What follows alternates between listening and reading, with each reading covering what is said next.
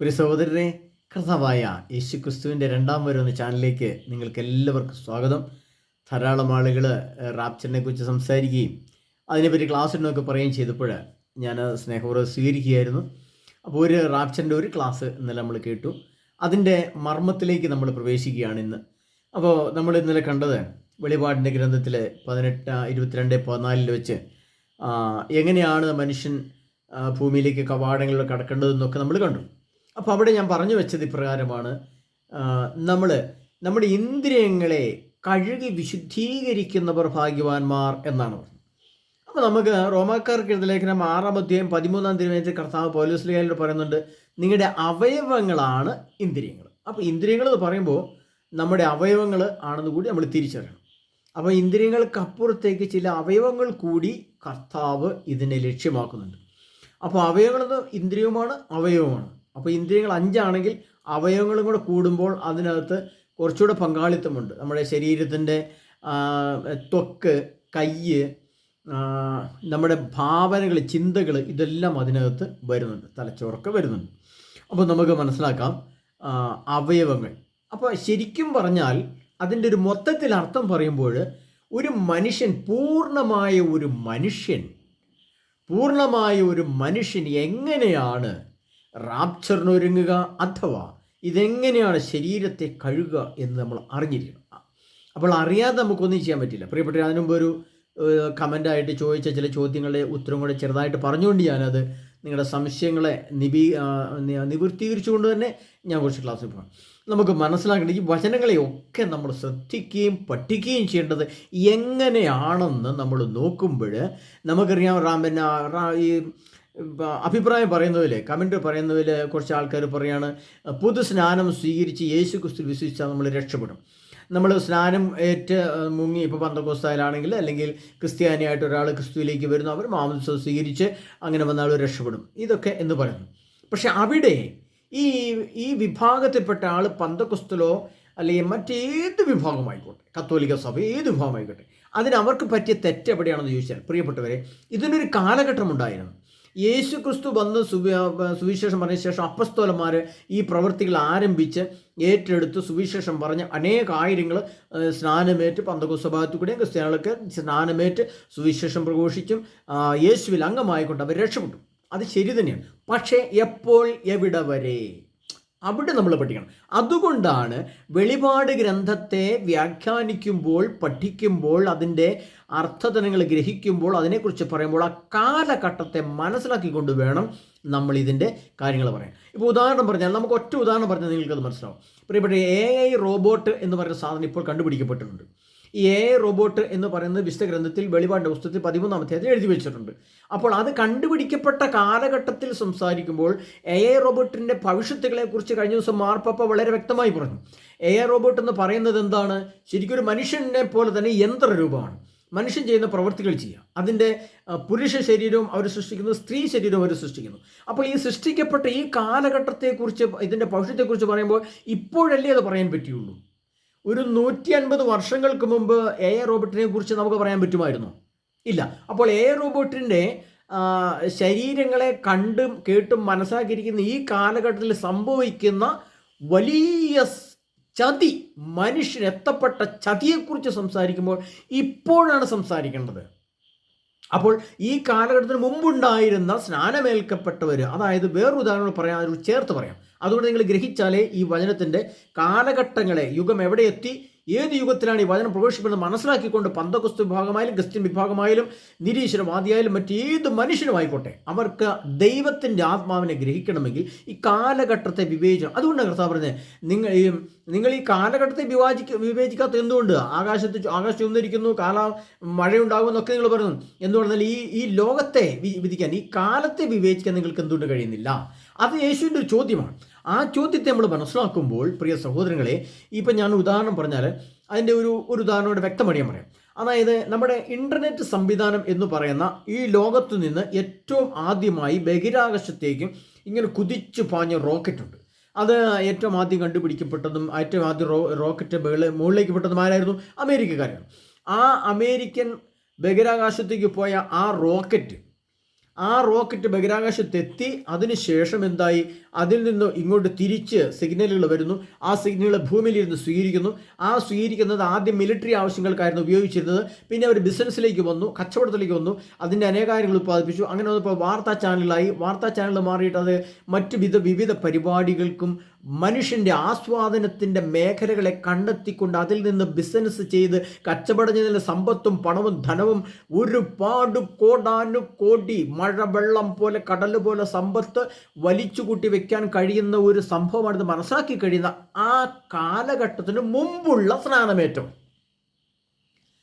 ഒന്ന് ശ്രദ്ധിക്കണേ പ്രിയ പന്തക്കോസ്തക്കാരെ, ക്രിസ്ത്യാനികളെ, സഭയിലുള്ളവരെ, ഈ പ്രപഞ്ചത്തിലുള്ളവരെ, നിങ്ങളൊന്ന് ശ്രദ്ധിക്കണമേ. ആ കാലഘട്ടത്തിന് മുമ്പുള്ള കാലഘട്ടങ്ങളിലെ കർത്താവിൻ്റെ സ്നാനമേറ്റവർ രക്ഷപ്പെടും. ഷുവർ, ഞാൻ നിഷേധിക്കുന്നില്ല. അത് സഭ പറഞ്ഞ കത്തോലിക്ക സഭ പറഞ്ഞാലും പന്തക്കോസ്ത് പറഞ്ഞാലും ഈ ലോകത്തെ ഏത് സഭാ വിഭാഗം പറഞ്ഞാലും ഞാൻ അംഗീകരിക്കും. അതിൻ്റെ ചില കമ്പനികൾ പറഞ്ഞ് ശരിയാണ്. എന്നാൽ അതിനുശേഷം ഇപ്പോൾ ജീവിച്ചിരിക്കുക ആ സ്നാനമേറ്റവർ തന്നെ ഇന്നും ജീവിച്ചിരിക്കുന്നു വിചാരിക്കുക. അതായത് ഏകദേശം ഒരു 60-70 വർഷങ്ങൾക്ക് മുമ്പ്, അല്ലെങ്കിൽ ഇപ്പോഴത്തെ പുതിയ തലമുറകൾ ഒക്കെ ഇപ്പോഴും ജീവിച്ചിരുന്നപ്പോൾ ഇവരുടെ കൈകളിൽ ചില കാര്യങ്ങളൊക്കെ ഇപ്പോൾ എത്തിയിട്ടുണ്ട്. അതുകൊണ്ടാണ് ഞാൻ കഴിഞ്ഞ ക്ലാസ്സിൽ ഞാൻ പറഞ്ഞു, കേവലം ഒരു പശ്ചാത്താപം, കേവലം ഒരു മാനസാന്തരം, കേവലം ഒരു പാപത്തിൻ്റെ ഏറ്റുപറച്ചിൽ, ഒരു കൈകൊട്ടി കളിയൊക്കെ കളിച്ചങ്ങോട്ട് ഒരു കുർബാനയൊക്കെ കണ്ട് കുമ്പസാരമൊക്കെ നടത്തി, അല്ലെങ്കിൽ ഒരു ആരാധനയൊക്കെ ചെയ്ത് ഒരു പാട്ടൊക്കെ പാടി പോയി രക്ഷപ്പെടാം എന്ന് വിചാരിച്ച പ്രിയ സഹോദരരെ, കാലഘട്ടത്തെ പഠിച്ചുകൊണ്ട് ചിന്തിക്കുമ്പോൾ ഇന്ന് ആ പശ്ചാത്താപം പോരാ എന്ന് വിശുദ്ധ ഗ്രന്ഥത്തിൻ്റെ അടിസ്ഥാനത്തിൽ ഞാൻ നിങ്ങളോട് അത് വ്യക്തമാക്കി തരാം. അതുകൊണ്ടാണ് ഞാൻ പറഞ്ഞത്, ഈ റാപ്ചറിന് ഒരുങ്ങുക എന്ന് പറഞ്ഞാൽ ചെറിയ കാര്യമല്ല. അപ്പോൾ അത് നമുക്ക് ഇനി അങ്ങോട്ടാണ് നമ്മൾ പോകുന്നത്. നമുക്ക് അങ്ങോട്ടൊന്ന് പോയിട്ട് വിശുദ്ധ ഗ്രന്ഥത്തിൽ കർത്താവ് അത് എങ്ങനെ കഴുകണം എന്നും എന്ത് കഴുകണമെന്നും നമ്മൾ മനസ്സിൻ്റെയും ശരീരത്തിൻ്റെയും ആത്മാവിൻ്റെയും വെളിച്ചത്തിൽ മനസ്സിലാക്കിയതിന് ശേഷം വേണം എന്ത് കഴുകാൻ, എങ്ങനെ കഴുകാൻ. അപ്പോൾ അവിടെയാണ് നമ്മൾ മനസ്സിലാക്കുക. അത് നമുക്ക് വിശുദ്ധ ഗ്രന്ഥത്തെ അടിസ്ഥാനപ്പെടുത്തി തന്നെ നമുക്ക് മനസ്സിലാക്കാം. അത് നമ്മൾ വിശുദ്ധ ഗ്രന്ഥത്തിൽ നമ്മൾ ശ്രദ്ധിക്കേണ്ട ഒരു വചനം ഇതാണ്. എസെക്കിയേൽ പ്രവാചകന്റെ പുസ്തകം 14-ാം തിരുവചനം അധ്യായം, അതിൻ്റെ 4-ാം തിരുവചനം ഇങ്ങനെ എഴുതപ്പെട്ടിരിക്കുന്നു. പ്രിയപ്പെട്ടവരെ, അതിൻ്റെ 4-ാം തിരുവചനം കർത്താവ് പറയുന്നത്, വിഗ്രഹങ്ങളെ ഹൃദയത്തിൽ പ്രതിഷ്ഠിച്ചുകൊണ്ടും പാപഹേതുക്കൾ കൺമുമ്പിൽ തന്നെ വച്ചുകൊണ്ടും പ്രവാചകനെ സമീപിക്കുന്ന ഇസ്രായേൽ ഭവനത്തിലെ ഓരോ അംഗത്തിനും അവൻ്റെ വിഗ്രഹങ്ങളുടെ ബാഹുല്യത്തിനനുസൃതമായി കർത്താവായി ഞാൻ തന്നെ ഉത്തരമരുളും. ശ്രദ്ധിക്കേണ്ട വചനമാണ് പ്രിയപ്പെട്ടത്. അതിൻ്റെ അർത്ഥങ്ങളെക്കുറിച്ച് ഞാൻ പറഞ്ഞു തരാം. അത് ലേശോടുണ്ട്, അത് വായിച്ചാലേ അതിൻ്റെ കാര്യങ്ങൾ നിങ്ങൾക്ക് മനസ്സിലാവും. ഉത്തരമരുളും. വിഗ്രഹങ്ങൾ നിമിത്തം എന്നിൽ നിന്ന് അകന്നുപോയ ഇസ്രായേൽ ഭവനത്തിലെ ഹൃദയങ്ങളെ പിടിച്ചെടുക്കാൻ വേണ്ടിയാണ് അത്.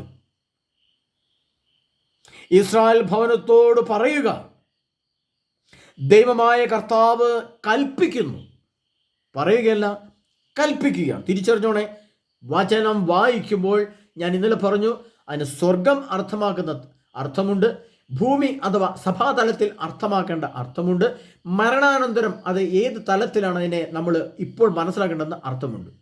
ഒരു ത്രിമാന അർത്ഥം, ഒരു ത്രിമാന തലത്തെ ദർശിച്ചുകൊണ്ട് ഒരു ദർശന മനോഭാവത്തോടെ ജ്ഞാനത്തിൻ്റെ വരം ഉപയോഗിച്ച് മുന്നോട്ട് പോയാലേ നമുക്കിതിൻ്റെ ക്ലിക്ക് മനസ്സിലാവുള്ളൂ. ഇല്ലെങ്കിൽ നമുക്കിത് കിട്ടാന്ന് പോയെന്നാൽ ഒരു റാപ്ചർ പോയിട്ട് ഒരു വചനം പോയി നിങ്ങൾ പൂർണ്ണമായിട്ട് ഈ ക്ലാസ് തള്ളിക്കളയും. ഞാൻ ഗ്യാരണ്ടി പറയും.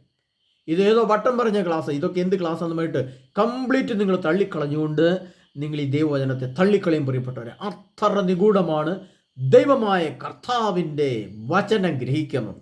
അപ്പോൾ അടുത്തേക്ക് വരാം. കർത്താവ് കൽപ്പിക്കുന്നു, പശ്ചാത്തപിച്ച് വിഗ്രഹങ്ങളിൽ നിന്ന് അകലുകയും മ്ലേച്ഛതയിൽ നിന്ന് പിന്തിരിയുകയും ചെയ്യുക. വിഗ്രഹങ്ങളെ ഹൃദയത്തിൽ പ്രതിഷ്ഠിച്ചുകൊണ്ടും പാപഹേതുക്കളെ കൺമുമ്പിൽ തന്നെ വെക്കുകയും ചെയ്തുകൊണ്ട് എന്നിൽ നിന്ന് അകലുന്ന ഏതൊരുവനും അവൻ ഇസ്രായേൽ ഭവനാംഗമോ ഇസ്രായേലിൽ പാർക്കുന്ന പരദേശിയോ ആയാലും ഒരു പ്രവാചകന്റെ അടുക്കൽ ചെന്ന് എൻ്റെ ഹിതം ആരാഞ്ഞാൽ കർത്താവായി ഞാൻ തന്നെ അവന് മറുപടി കൊടുക്കും. ഞാൻ അവനെതിരെ മുഖം തിരിച്ച് അവനെ അടയാളവും പഴമൊഴിയും ആക്കും. എൻ്റെ ജനത്തിൻ്റെ ഇടയിൽ നിന്ന് ഞാൻ അവനെ വിച്ഛേദിക്കും. പ്രിയ സഹോദരങ്ങളെ, നമ്മളിവിടെ മനസ്സിലാക്കുന്നത് എന്താണെന്ന് വെച്ചാൽ, വിഗ്രഹങ്ങളെ ഹൃദയത്തിൽ പ്രതിഷ്ഠിച്ചുകൊണ്ട് എന്ന് പറയുമ്പോൾ ഞാൻ ഈ കഴിഞ്ഞ ദിവസം ഈ കമൻറ്റിൽ തന്നെ ഞാൻ ഒരു കമൻറ്റ് കേട്ടത് ഇങ്ങനെയാണ്.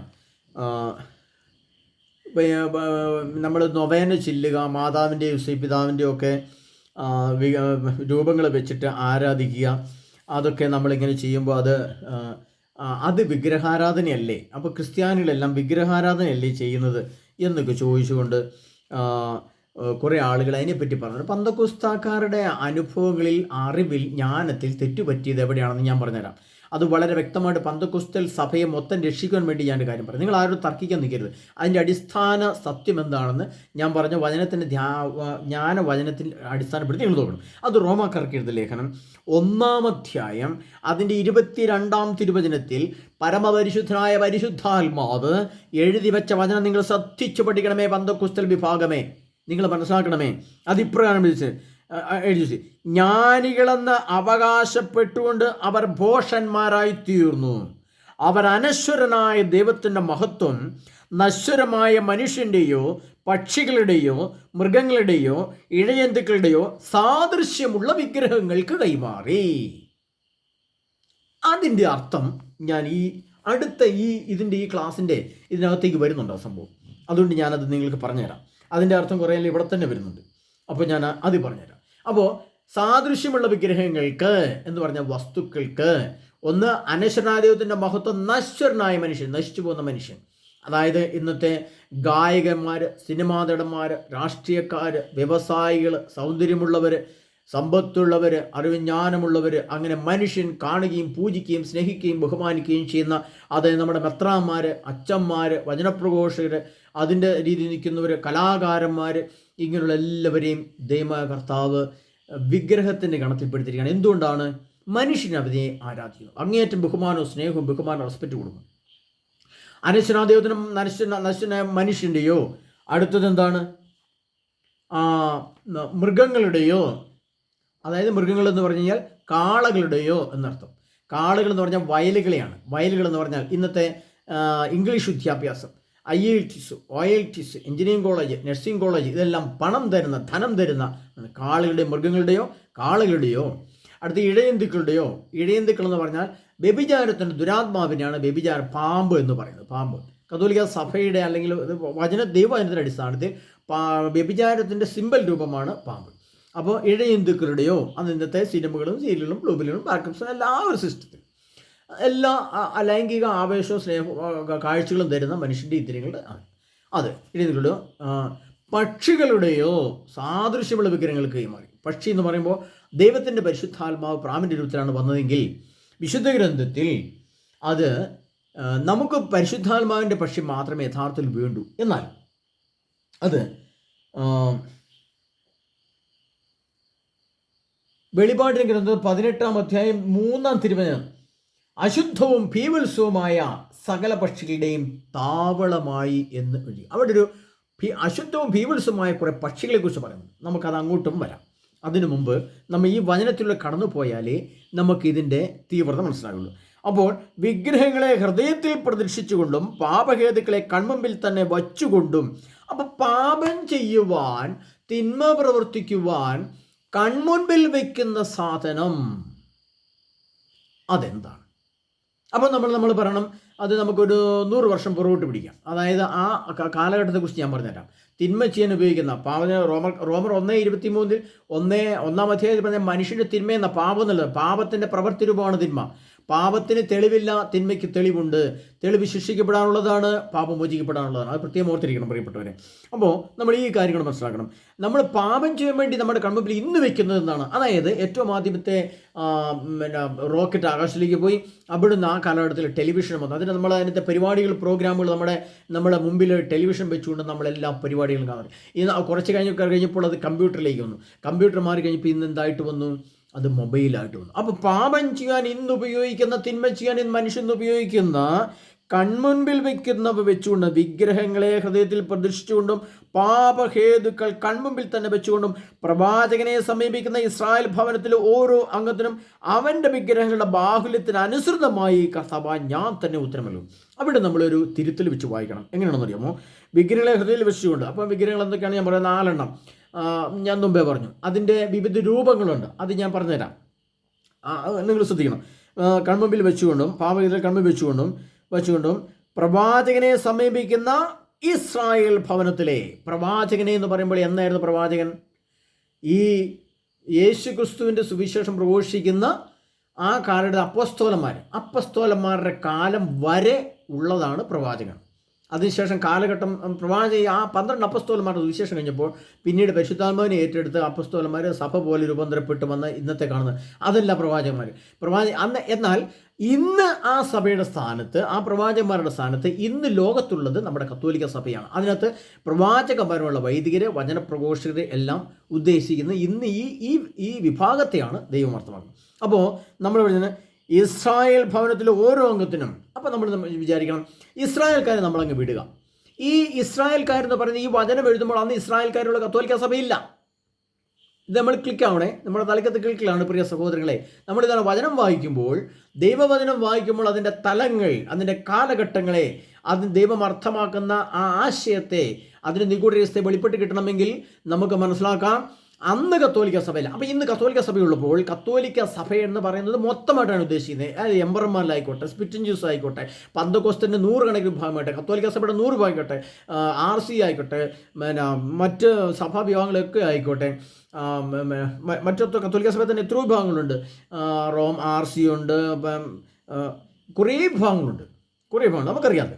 ആ ഏത് വിഭാഗമായിക്കോട്ടെ. അപ്പം പറയും ഇസ്രായേൽ ഭവനത്തിലെ എന്ന് പറയുമ്പോൾ കത്തോലിക്ക സഭ മൊത്തമായിട്ട് പറയും, കത്തോലിക്ക സഭയിലെ ഓരോ അംഗത്തിനും അവൻ്റെ വിഗ്രഹങ്ങളുടെ ബാഹുല്യത്തിന് അനുസൃതമായ ഈ കർത്താവ് ഞാൻ തന്നെ ഉത്തരമല്ലോ. വിഗ്രഹങ്ങളുടെ ബാഹുല്യം എന്താണ്? വിഗ്രഹങ്ങളുടെ ബാഹുല്യം പ്രിയപ്പെട്ടവരെ, അത് നമ്മൾ മനസ്സിലാക്കാം. നമ്മൾ അങ്ങോട്ട് പോകുമ്പോൾ അതിനുശേഷം പറയണം. അപ്പോൾ ഇസ്രായേൽ ഭവനത്തെ നമ്മളങ്ങ് വിടാം. ഇസ്രായേൽ ഭവനത്തോട് പിതാവായ ദൈവം സംസാരിച്ച ഹീബ്രു മൂലം അവരുടെ കയ്യിൽ തന്നെയുണ്ട്. അതുകൊണ്ട് നമ്മളങ്ങോട്ട് നോക്കേണ്ട ആവശ്യമില്ല. അതതിൻ്റെ ഹീബ്രു മൂലം നോക്കിക്കൊണ്ട് അവർ പഠിച്ചുകൊള്ളും, അവർ വേണമെങ്കിലും ഒരുങ്ങിക്കൊള്ളും, അത് പ്രശ്നം. പക്ഷേ കത്തോലിക്ക സഭയ്ക്ക് പറയുമ്പോൾ ഈ പ്രവചന ഗ്രന്ഥങ്ങളിലെ നിഗൂഢ അർത്ഥങ്ങളിൽ നിന്ന് സഭ വ്യാഖ്യാനിക്കാൻ പറ്റുന്നില്ല. സഭയ്ക്കത് മനസ്സിലാകുന്നില്ല, സഭയ്ക്ക് ക്ലാസ് കൊടുക്കാനും പറ്റുന്നില്ല. സഭയെന്നല്ല ഒരു വിഭാഗം, ഒരു എംബറന്മാർ, ഒരു സ്പിറ്റിൻ ജ്യൂസ്, ഒരു പന്തക്കോസ്റ്റൽ ഭാഗത്തിനും ഒരു കത്തോലിക്ക സഭയ്ക്കും ഇതിൻ്റെ വചനത്തിൻ്റെ യഥാർത്ഥ വിഗ്രഹം ഏതാണെന്നും അതിനെ എങ്ങനെ കഴുകി മാറ്റണമെന്നും പറയാൻ പറ്റില്ല. അത് കാരണം ഇതിങ്ങോട്ട് വരികയാണ്. വിഗ്രഹങ്ങളുടെ നിമിത്തം എന്നിൽ നകന്നു പോയ ഇസ്രായേൽ ഭവനത്തിലെ കത്തോലിക്ക സഭയിലെ, ഇസ്രായേൽ എന്ന് പറയുന്നത് കത്തോലിക്ക സഭ, ഇസ്രായേൽ കത്തോലിക്ക സഭയിലെ ഹൃദയങ്ങളെ പിടിച്ചെടുക്കാൻ വേണ്ടിയാണത്. ഇസ്രായേൽ ഭവനത്തോട് പറയുക എന്നല്ല, കത്തോലിക്ക സഭയോട് പറയുക. ദൈവമായ കർത്താവ് കൽപ്പിക്കുന്നു. അവിടെ നമ്മൾ ശ്രദ്ധിക്കണം പിന്നെ സഹോദരങ്ങളെ, അവിടെ നമ്മൾ ശ്രദ്ധിച്ചേ പറ്റൂ. ദൈവമായ കർത്താവ് അന്ന് കൽപ്പിക്കുകയായിരുന്നു. ഈ കൽപ്പന കേട്ട പ്രവാചകൻ അപ്പോൾ തന്നെ ഇത് എഴുതി വെച്ചു. അപ്പോൾ ഇന്ന് കർത്താവ് കൽപ്പിക്കുന്നുണ്ടോ? അവിടെ നമ്മൾ ചിന്തിക്കണം. ഇന്ന് നമ്മുടെ കയ്യിലുള്ളത് കൽപ്പിക്കുന്നതിന് പകരം ഏത് ഭാഗമാണുള്ളത്? കർത്താവ് കൽപ്പിച്ച ആ വചനഭാഗം ഇന്ന് എവിടെയാണുള്ളത്? അപ്പസ്തോലന്മാരുടെ സുവിശേഷത്തിലല്ല കൽപ്പന വന്നിരിക്കുന്നത്, ലേഖനങ്ങളിലല്ല കൽപ്പന വന്നിരിക്കുന്നത്. അത് നിർദ്ദേശങ്ങളാണ്. ദൈവത്തിൻ്റെ പ്രവാചകന്മാരല്ല അവർ പ്രവചിച്ച് പറഞ്ഞിട്ടുണ്ടെന്നുള്ള ശരി തന്നെ, അവർ പ്രവാചകന്മാർ തന്നെയാണെന്ന് വെച്ചു. എന്നാൽ യഥാർത്ഥത്തിൽ ഈ പ്രവചനപരം കിടക്കുന്നത് പ്രവചിച്ച് പറയാൻ വേണ്ടി കർത്താവ് പറഞ്ഞിരിക്കുന്ന ഭാഗം എവിടെയാണെന്ന് നിങ്ങൾക്കറിയാമോ പ്രിയപ്പെട്ടവരെ? അതും നമ്മൾ അറിഞ്ഞിരിക്കണം. അത് നമ്മൾ വ്യക്തമായിട്ട് അറിഞ്ഞു കൊണ്ടുവേണം നമ്മൾ ഈ വചനത്തെ ഗ്രഹിക്കാൻ. അല്ല ചുമ്മാ ഒന്നും വായിച്ചു കഴിഞ്ഞാൽ ശരിയാവില്ല പ്രിയപ്പെട്ടവരെ. അതെവിടെ? അത് വെളിപാടിൻ്റെ പുസ്തകം 22-ാം അധ്യായം അതിൻ്റെ 9-ാം തിരുവചനം. അപ്പോൾ അവൻ എന്നോട് പറഞ്ഞു, അരുത്, ഞാൻ നിൻ്റെയും നിൻ്റെ സഹോദരന്മാരുടെ പ്രവാചകന്മാരുടെയും ഈ ഗ്രന്ഥത്തിലെ വചനങ്ങൾ കാക്കുന്നവരുടെ സഹദാസനാണ്, ദൈവത്തെ ആരാധിക്കുക. വീണ്ടും അവനോട് പറഞ്ഞു, ഈ ഗ്രന്ഥത്തിലെ വചനങ്ങൾ നീ മുദ്രിതമായി സൂക്ഷിക്കേണ്ട, എന്തെന്നാൽ സമയമെടുത്തിരിക്കും. അതാണ് അവൻ. അത് പറയാൻ വേണ്ടി അടുത്ത വചനം വായിച്ചു. അപ്പോൾ ഇവിടെ വീണ്ടും പറഞ്ഞൊരു വെളിപാട് ഗ്രന്ഥത്തിലാണ് പിന്നെ കർത്താവിൻ്റെ കൽപ്പന വന്നിരിക്കുന്നത്. മനസ്സിലാവുന്നുണ്ടോ പ്രിയ സഹോദരങ്ങളെ? എന്നെ ശ്രമിക്കുന്ന ഓരോ മക്കളെയും ഇത് ഗ്രഹിക്കണ ലേശം ബുദ്ധിമുട്ടാണ്. സശ്രദ്ധം നിന്ന് ഗ്രഹിച്ചാലേ ഈ ദൈവത്തിൻ്റെ പരിശുദ്ധാത്മാവിൻ്റെ കൂടരസത്തിൻ്റെ വചനം നിങ്ങളുടെ ആത്മാവിൻ്റെ ഉള്ളിൽ നിവേശിക്കുകയുള്ളൂ. ഇല്ലെങ്കിൽ കിട്ടില്ല. ലാസ്റ്റ് ക്ലാസ് കഴിയുമ്പോൾ പറയും ഏതോ പൊട്ടൻ എന്തോ ക്ലാസ് എടുത്തിട്ട് പോയി, ഗുണമില്ല. എന്ത് റാപ്ചർ, എനിക്ക് സൗകര്യമില്ല റാപ്ചർ, ഞാൻ എൻ്റെ സൗകര്യം പോലെ ജീവിക്കുന്നു. പക്ഷേ ആഗോള യുദ്ധം പൊട്ടിപ്പുറപ്പെടുന്ന ആ നിമിഷം നമ്മൾ അനുഭവിക്കും. ഭൂമിയിൽ അനുഭവിച്ചേ നമ്മൾ വിശുദ്ധി പ്രാപിക്കുള്ളൂ. പ്രിയപ്പെട്ട സഹോദരൻ, കർത്താവ് അഗ്നിയിൽ എന്നവണ്ണം നമ്മളെ ശോധന ചെയ്യുന്ന കർത്താവ് പറഞ്ഞിട്ടുണ്ട്. അപ്പോൾ കർത്താവ് പറയാണ്, ദൈവത്തെ വീണ്ടും അവനോട് പറഞ്ഞു, ഈ ഗ്രന്ഥത്തിലെ പ്രവചനങ്ങൾ നീ മുദ്രിതമായി സൂക്ഷിക്കേണ്ട, എന്നാൽ സമയം എടുത്തിരിക്കുന്നു. അപ്പോൾ എന്നോട് കർത്താവ് പറയുകയാണ്, എൻ്റെ എളിയദാസനായ, നമ്മൾ പ്രവാചകനോ അപ്പസ്തോലനോ ജ്ഞാനമുള്ളവനോ ഒന്നുമല്ല, എൻ്റെ ദൈവത്തിൻ്റെ ആത്മാവിനോട് പറയാണ്, പ്രിയ മകനെ ജോസെ, നീ ഇതൊക്കെ നിനക്ക് ഞാൻ പറഞ്ഞു തരുന്നുണ്ടല്ലോ, നീ ഇത് മുദ്രമായിട്ട് സൂക്ഷിക്കേണ്ട. കുറേ ആൾക്കാരോട് പറയാൻ പറ്റുന്നൊരു പറ. അപ്പോൾ ഇവിടെ കർത്താവ് പറയുന്നത് കൽപ്പിക്കുക. അപ്പോൾ അവിടെ കർത്താവ് പറയുകയാണ്, നീ എത്രയും പെട്ടെന്ന് സംസാരിക്കുക. അപ്പോൾ കർത്താവ് പറയുകയാണ്, ഇന്ന് കൽപ്പിച്ചുകൊണ്ട് കർത്താവ് പറയുകയാണ്, അതേ മുദ്രിതമായി സൂക്ഷിക്കേണ്ട, നീ നിന്റെ ജനത്തോട് കൽപ്പിക്കുക, പശ്ചാത്തപിച്ച് വിഗ്രഹങ്ങളിൽ നിന്ന് അകലുകയും മ്ലേച്ഛതയിൽ നിന്ന് പിന്തിരിയുകയും ചെയ്യുക. മ്ലേച്ഛതകൾ എന്താണ് മ്ലേച്ഛത? അത് പുറകെ പറയാമേ. പിന്തിരിയുകയും ചെയ്യുക. വിഗ്രഹങ്ങളെ ഹൃദയത്തിൽ പ്രതിഷ്ഠിച്ചുകൊണ്ടും പാപഹേതുക്കളെ കൺമുമ്പിൽ വയ്ക്കുകയും ചെയ്തുകൊണ്ട് എന്നിൽ നിന്ന് അകലുന്ന ഏതൊരുവനും അവൻ ഇസ്രായേൽ ഭവനമോ കത്തോലിക്ക സഭയിലെ അംഗമോ ഈ ലോകത്ത് ജീവിച്ചിട്ട് ഏതൊരു മനുഷ്യനോ ആയിക്കൊള്ളട്ടെ, ഇന്ന് ലോകത്ത് ജീവിക്കുന്ന പരദേശിയോ ആയാലും ഒരു പ്രവാചകൻ്റെ അടുക്കൽ വന്ന് എൻ്റെ ഹിതം ആരാഞ്ഞാൽ, ഒരു പ്രവാചകൻ്റെ അടുക്കൽ എന്ന് പറഞ്ഞാൽ ഇന്നൊരു ധ്യാന മന്ദിരത്തിൽ ചെന്നാൽ, ഒരു വൈദികനെ സമീപിച്ചാൽ, ഒരു മെത്രാനെ സമീപിച്ചാൽ, ഒരു വചനപോഷനെ എടുത്ത് ചെന്നാൽ, ഒരു പന്തക്കോസ്തായിലെ അറിവുള്ളവരെടുത്ത് ചെന്നാൽ, അതാണ് ഇന്ന് പ്രവാചകനെ സമീപിച്ചാൽ എന്ന് പറയുന്നത്. അപ്പോൾ പ്രവാചകനെ സമീപിച്ചാൽ ഏതൊരു അവൻ ഇസ്രായേൽ ഭവനമോ പരദേശി ആരായാലും ഒരു പ്രവാചകൻ്റെ അടുത്ത് ചെന്ന് എൻ്റെ ഹിതം ആരാഞ്ഞാൽ കർത്താവായി ഞാൻ തന്നെ അവന് ഉത്തരം കൊടുക്കും.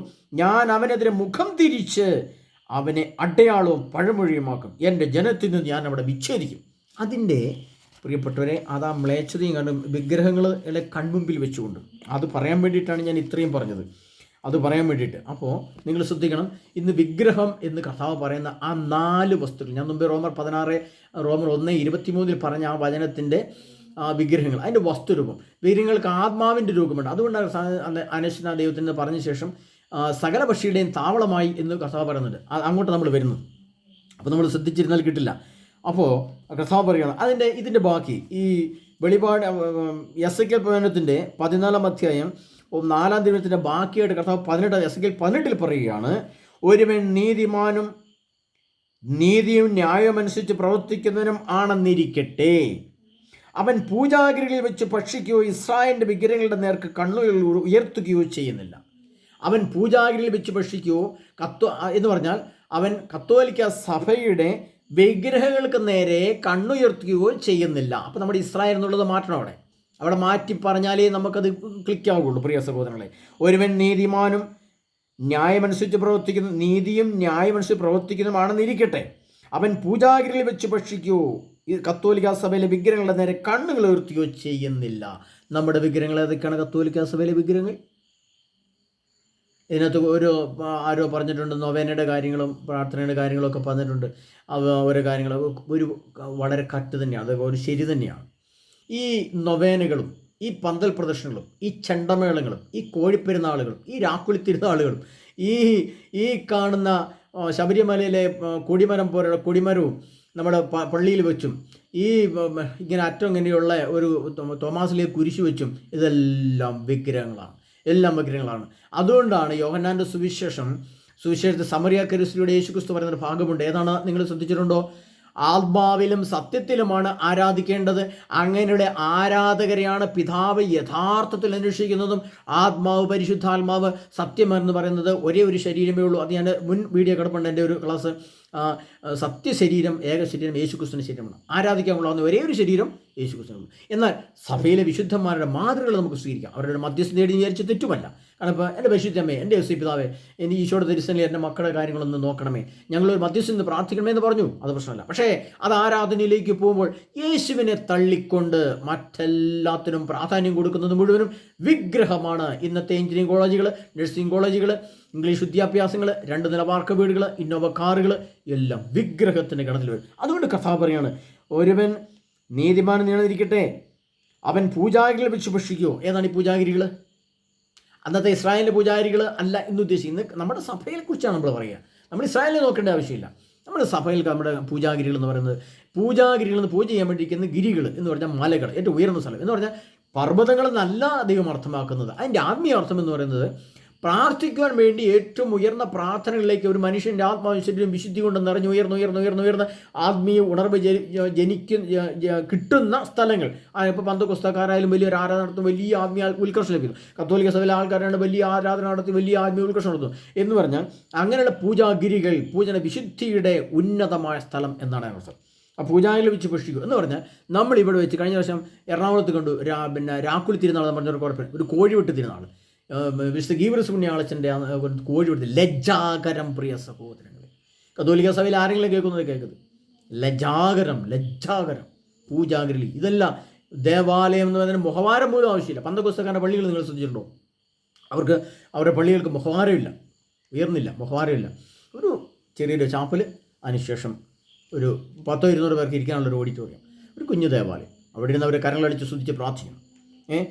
അതുകൊണ്ട് കഥാ പറയുകയാണ്, പൂജാരികളെ വെച്ച് ഭക്ഷിക്കുകയോ ഇസ്രായേലിലെ വിഗ്രഹങ്ങൾക്ക് നേരെ കണ്ണുകൾ ഉയർത്തുകയോ ചെയ്യുന്നില്ല. കത്തോലിക്ക സഭയുടെ വിഗ്രഹങ്ങൾക്ക് നേരെ കണ്ണുകൾ ഉയർത്തുന്നില്ല. ഇന്ന് നമ്മൾ കണ്ണുയർത്തുന്ന എഞ്ചിനീയറിംഗ് കോളേജിൽ ഏറ്റവും ഫസ്റ്റ് വിദ്യാഭ്യാസം ഇംഗ്ലീഷ് വിദ്യാഭ്യാസം, ഏറ്റവും വലിയ വിദ്യാഭ്യാസം. അത് IELTS പാസ്സായി, OLTS പാസ്സായി, കാനഡ, ഓസ്ട്രേലിയ, അമേരിക്ക, ലണ്ടൻ, തീർന്ന പരിപാടി, വിഗ്രഹമായി. സമ്പത്തിൻ്റെ പുറകെയുള്ള ഓട്ടം, ഇംഗ്ലീഷ് വിദ്യാഭ്യാസം. അതുകൊണ്ടാണ് കഥാ പറഞ്ഞത്, കാളകളുടെയോ നശ്വരനായ ദൈവത്തിൻ്റെ അനശ്വരനായ ദൈവത്തിൻ്റെ മഹത്വം നശ്വര മൃഗങ്ങളുടെയോ മനുഷ്യരുടെയോ കാളകളുടെയോ ഇഴയന്തികളുടെയോ പക്ഷികളെയോ സാദൃശ്യമുള്ള വിഗ്രഹങ്ങൾക്ക് മാറി. കാള എന്ന് മൃഗങ്ങളെന്ന് പറയുമ്പോൾ വയലെന്ന് പറയുമ്പോൾ സമ്പത്തിൻ്റെ വരെ പോയി വിഗ്രഹങ്ങൾ കണ്ണുയർത്തിയോ ചെയ്യുന്നില്ല. അപ്പം നമ്മളെങ്ങോട്ടാണ് കണ്ണുകൾ ഉയർത്തുന്നത്? അത് പറയാൻ വേണ്ടിയിട്ടാണ്, ആ കണ്ണെന്നുള്ളൊരു പദത്തിന് വേണ്ടിയിട്ടാണ് ഞാൻ ഇത്ര നിങ്ങളുടെ മുമ്പിൽ ഈ വചനമെല്ലാം പറഞ്ഞു. അപ്പോൾ നമുക്ക് എന്നറിയാം, അപ്പോളോ എന്ന് പറയുന്ന ഉപഗ്രഹം ഏറ്റവും ആദ്യമായിട്ട് അമേരിക്കയുടെ ബഹിരാകാശത്തേക്ക് പോയി. ആ കാലഘട്ടം വരെ ഉണ്ടായിരുന്ന പന്തക്കോസ്ത് വിഭാഗവും കത്തോലിക്ക സഭയിലെ വൈദികരും ക്രിസ്ത്യാനികളും സഭയിലെ മുഴുവൻ അംഗങ്ങളും മറ്റെല്ലാ സഭാ വിഭാഗങ്ങളിൽപ്പെട്ടവരും ആ ടെലിവിഷൻ എന്ന സംഭവം മുതൽ ഉള്ള ഇങ്ങോട്ട് AI റോബോട്ട് വരെയുള്ള ടെലിവിഷന്, ഇൻ്റർനെറ്റ്, ഫേസ്ബുക്ക്, അങ്ങനെയുള്ള മൊബൈൽ ഫോണുകൾ, അതിനുശേഷമുള്ള പത്രമാസികകളും മറ്റ് സംവിധാനങ്ങളെല്ലാം ഏറ്റവും അവസാനമായിട്ട് കണ്ടുപിടിക്കപ്പെട്ട AI റോബോട്ട് വരെയുള്ള നമ്മുടെ കൺമുമ്പിലാണുള്ളത് നമ്മൾ മനസ്സിലാക്കണം. അതുകൊണ്ടാണ് കർത്താവ് പറഞ്ഞത്, ഇവിടെ പറഞ്ഞ വിഗ്രഹങ്ങളെ ഹൃദയത്തിൽ പ്രതിഷ്ഠിച്ചുകൊണ്ടും പാപഹേതുക്കളെ കൺമുമ്പിൽ വെച്ചുകൊണ്ടും കൺമുമ്പിലിരിക്കുന്നതിനെ എടുത്തു മാറ്റാൻ സമയമായി. പ്രിയ സഹോദരങ്ങളെ, നമ്മളിവിടെ മനസ്സിലാക്കേണ്ട സംഭവം കൊളോസ്യർക്ക് എഴുതിയ ലേഖനം 3-ാം അധ്യായം 2-ാം തിരുവചനം, അവിടെ ഇങ്ങനെ എഴുതി ചെയ്യുകയാണ്, ഭൂമിയിലുള്ള വസ്തുക്കളിലല്ല ഉന്നതത്തിലുള്ളവയെ ശ്രദ്ധിക്കുവിൻ. കൊളോസ്യർക്ക് എഴുതിയ ലേഖനം 3-ാം അധ്യായം 2-ാം തിരുവചനം, ഭൂമിയിലുള്ള വസ്തുക്കളിലല്ല ഉന്നതത്തിലുള്ളവയെ ശ്രദ്ധിക്കുവിൻ. എസെക്കിയേൽ കർത്താവിൻ്റെ വചനത്തിൽ പറയുന്നത് കൺമുമ്പിൽ വെച്ചിരിക്കുന്നതിനെ എന്താണ് അത് നമ്മൾ പഠിക്കണം, ചിന്തിക്കണം. അത് ഇനി നമ്മൾ അത് ചിന്തിക്കുമ്പോൾ അതിനെപ്പറ്റി നമ്മൾ വ്യക്തമായൊരു ധാരണയിലേക്ക് വരുമ്പോൾ കർത്താവ് കൽപ്പിച്ച വചനത്തിലേക്ക് നമ്മൾ നോക്കേണ്ടി വരും. അത് നമ്മൾ മനസ്സിലാക്കുന്നത് എങ്ങനെയാണെന്ന് അറിയാമോ പ്രിയ സഹോദരങ്ങളെ? വെളിപാടിൻ്റെ പുസ്തകം 13-ാം അധ്യായം 14-ാം തിരുവചനത്തിൽ അവിടെ കർത്താവ് ഒരു വചനം എഴുതി വെച്ചിട്ടുണ്ട്. മൃഗത്തിൻ്റെ മുമ്പിൽ പ്രവർത്തിക്കാൻ തനിക്ക് അനുവദിക്കപ്പെട്ടിരിക്കുന്ന അടയാളങ്ങൾ വഴി അത് ഭൂവാസികളെ വഴിതെറ്റിച്ചു. അത് വഴിതെറ്റിച്ചു എന്ന് പറയുമ്പോൾ യഥാർത്ഥ വഴി ഏതായിരുന്നു? നമുക്ക് കർത്താവായ യേശു ക്രിസ്തു വന്നിട്ട് പറഞ്ഞു, പിതാവിലേക്കുള്ള വഴി ഞാനാണ് പിതാവിലേക്കുള്ള വഴി. നിങ്ങൾക്ക് വഴി ഞാൻ പറഞ്ഞിട്ടുണ്ടല്ലോ, വഴി അറിയാൻ കർത്താവെ യോഹന്നാൻ പറ്റി പറഞ്ഞു, കർത്താവെ ഞങ്ങൾക്ക് വഴി കാണിച്ചു തരണമേ. ഞാൻ പറഞ്ഞു, പിതാവിലേക്ക് വഴി ഞാനാണ്, വഴിയും സത്യവും ജീവനും ഞാനാവുന്നു യേശു ക്രിസ്തു പറഞ്ഞു. അപ്പോൾ എന്നിൽ വിശ്വസിക്കുന്ന യോഹന്നാന്റെ സുവിശേഷത്തിൽ മറ്റൊരു വലിയ നിഗൂഢ പറയുന്നുണ്ട് പ്രിയപ്പെട്ടവരെ. അതിങ്ങനെയാണ്, എന്നിൽ വിശ്വസിക്കുന്നവന് നിത്യജീവനുണ്ട്. യോഹന്നാന്റെ സുവിശേഷം 6-ാം അധ്യായം 47-ാം തിരുവചനം, എന്നിൽ വിശ്വസിക്കുന്നവന് നിത്യജീവനുണ്ട്. അപ്പോൾ വിശ്വാസം ക്രിസ്ത്യാനികളുടേതോ സഭയുടെ സ്വന്തമല്ല. അതവിടെ ഒരു പോയിന്റ് നിങ്ങൾ മനസ്സിലാക്കണം. രണ്ടാമത് യോഹന്നാന്റെ സുവിശേഷം 8:30, നിങ്ങൾ സത്യമറിയുകയും അത് നിങ്ങളെ സ്വതന്ത്രരാക്കുകയും ചെയ്യും. അവിടെ ഒരു അറിവിൻ്റെ തലം വരുന്നുണ്ട്. അറിവ് എന്താണ്? അറിവ് ഈ വിഷയത്തെ സംബന്ധിക്കുന്ന മനുഷ്യൻ്റെ അറിവിൻ്റെ തലം ഏതാണ്? അത് നമ്മൾ മനസ്സിലാക്കിയേ പറ്റൂ. യോഹന്നാന്റെ സുവിശേഷം 6:57 പറഞ്ഞത്, എൻ്റെ ശരീരം ഭക്ഷിക്കുകയും പാനം ചെയ്യുകയും ചെയ്യുന്നവന് നിത്യജീവനുണ്ട്. അപ്പോൾ അവിടെ നമ്മളൊരു കാര്യം മനസ്സിലാക്കാനുള്ളത്, വിശ്വാസം എന്നത് കത്തോലിക്ക സഭയുടെയോ ക്രിസ്ത്യാനികളുടെയോ പന്തക്കുസ്തുകാരുടെയോ അവസാക്ഷികളുടെയോ എംബ്രമാനുകളുടെയോ മറ്റ് സഭാവിഭാഗങ്ങളുടെയോ ഒന്നുമല്ല. എന്നിൽ വിശ്വസിക്കുന്നവന് ജീവനുണ്ട്. അവൻ ഏത് വ്യക്തി ആയിക്കോട്ടെ, അവൻ വിശ്വസിച്ചാൽ അവന് ഒരു ജ്ഞാനസ്നാനവും വേണ്ട പ്രിയ സഹോദരങ്ങളെ, ഒരു കൂതാശയും വേണ്ട, ഒരു ക്രിസ്ത്യാനിയും വേണ്ട, ഒരു എന്നും വേണ്ട. എനിക്കറിയാവുന്ന പലരും അക്രൈസ്തവരായിട്ടുള്ള പലരുമുണ്ട്. അവർ പറയുന്ന വചനം കേട്ട് നമ്മൾ അതിശയിച്ചു പോകും. കർത്താവായ യേശു ക്രിസ്തുവിനെ വിശ്വസിക്കുന്ന പറയുന്ന അനേകരുണ്ട്, എനിക്കറിയാം. ഇപ്പം നമ്മുടെ സുരേഷ് ഗോപിയൊക്കെ തന്നെ നമുക്കറിയാം. വെറുതെ ഒന്ന് കണ്ടാൽ മതി നമുക്ക് മനസ്സിലാക്കുന്ന കാര്യം എന്താണ്, അദ്ദേഹം നമ്മുടെ ദേവാലയത്തിൽ അവിടെ വിശ്വസിക്കും. അപ്പോൾ യേശു വിശ്വസിക്കാൻ അവർക്ക് സാധ്യതയുണ്ട്, വിശ്വസിക്കുന്നു. എന്നെ വിശ്വസിക്കുന്നവന് നിത്യജീവനുണ്ട്. അടുത്തതാണ് അത് ഈ വിശ്വസിക്കുക എന്ന് പറയുന്നത് എല്ലാവർക്കും, ലോകത്തിലെ 850 കോടി മനുഷ്യരിലും യേശു ക്രിസ്തു വിശ്വസിച്ച രക്ഷമായിരിക്കും. അവിടെ ജ്ഞാനസ്നാനം വേണ്ട, അവിടെ പുതുമാമോദീസ വേണ്ട, അവിടെ ക്രിസ്ത്യാനിയുടെ അംഗത്വം വേണ്ട, അവിടെ പരിശുദ്ധ വേണ്ട, അവിടെ സഭ വേണ്ട, ഒന്നും വേണ്ട. അവിടെ ആ രണ്ടാമത്തെ കാര്യം നമ്മൾ മനസ്സിലാക്കണം. യോഹന്നാൻ 6:57 കർത്താവ് പറയുന്നത്, എൻ്റെ ശരീരം ഭക്ഷിക്കുകയും പാനം ചെയ്യുന്നവനും ജീവനുണ്ട്. അപ്പോൾ അവർക്കൊരു റാപ്ചർ ദൈവം അവിടെ കൊടുക്കുന്നുണ്ട്. എന്താണ് അതിൻ്റെ അർത്ഥം? അത് ക്രിസ്ത്യാനികൾക്കുള്ളതാണ്. അതൊരു സ്പെഷ്യൽ ഒരു ക്വാളിറ്റി, സ്പെഷ്യൽ ഒരു സംഭവം ഈ ക്രിസ്ത്യാനികൾക്ക് കർത്താവ് യേശു ക്രിസ്തു. അതാണ് യേശുമായിട്ടുള്ള ഒരു ഹൃദയബന്ധം, യേശുമായിട്ടുള്ള വചനബന്ധം, യേശുമായിട്ടുള്ള കൗതാശിക തലത്തിലെ ബന്ധം, യേശുമായിട്ടുള്ള റിലേഷൻഷിപ്പ്, യേശുമായിട്ടുള്ള സൗഹൃദം, ഒരു ബന്ധം, കണക്ഷൻ എന്ന് പറയുന്നത് ഈ പക്ഷിക്ക് മാനം ചെയ്ത കൂട്ടായ്മകളും ഈ സഭയും കൂതാശികളും ഒക്കെയാണ്. അതിനുശേഷം പിന്നെ വരുന്നതാണ് യോഹന്നാൻ 8:30 എന്താ പറയുന്നത്, നിങ്ങൾ സത്യം അറിയുകയും അത് നിങ്ങളെ സ്വതന്ത്രരാക്കുകയും ചെയ്യും. അപ്പോൾ സത്യം നിങ്ങൾ അറിയുകയും അത് നിങ്ങളെ സ്വതന്ത്രരാക്കുകയും ചെയ്യും എന്ന് പറയുമ്പോൾ നമുക്ക് മനസ്സിലാക്കേണ്ട സത്യം പറയപ്പെട്ടവരെ, എന്താണ് ഈ സത്യം?